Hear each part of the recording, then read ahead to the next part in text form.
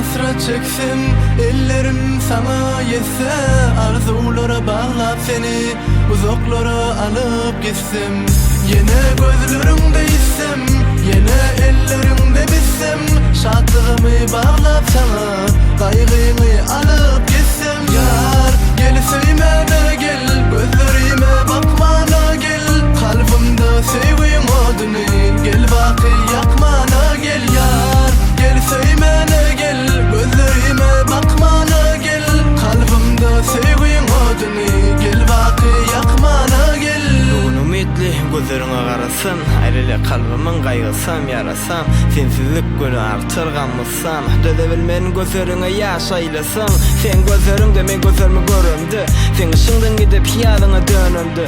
Yine seni sönümdü, seni ölümdü, cenedine seni alyana. Sen ucağımda, ocağımda seni berek verecek beriştem. Durmuş ömrümün hasretine seriştem. Sen gel yanıma enterim geçtel, lezizim anan bu hıyarlarım düştel. Geçmişi unuttum, duşun önümden başlap, geçmiş fırsatsız otursam köneni yatlap. Umutlarda alıştım seni yollara bağlap, öz günümü özüm allap, öz günümü özüm allap. Sana diyecek sözlerim dinleye dört divar ezizim. Sen bütün elime hıyal, ömrüme şekerim seni teğutoryan çatıyam. Fırsattır arzumu dünyana çekeyim, demden bağlam dodana yeteyin.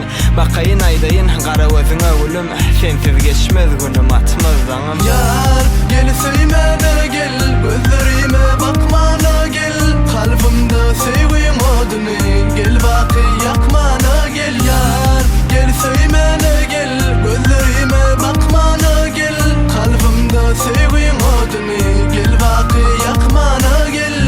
Yel yağış kar, ak karı, otursam daş tövrüme qarap, sen bilen qarrap, sen bilen ölmek men üçün bağda edizim.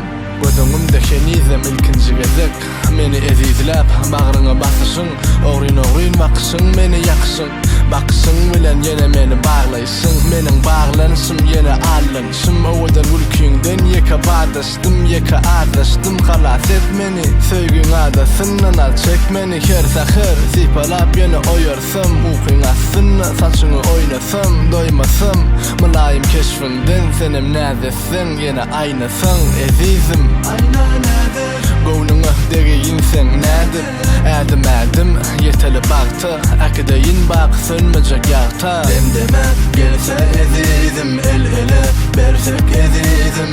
İlkinji gezek bagryňa basışyň, gözüňümde şenizem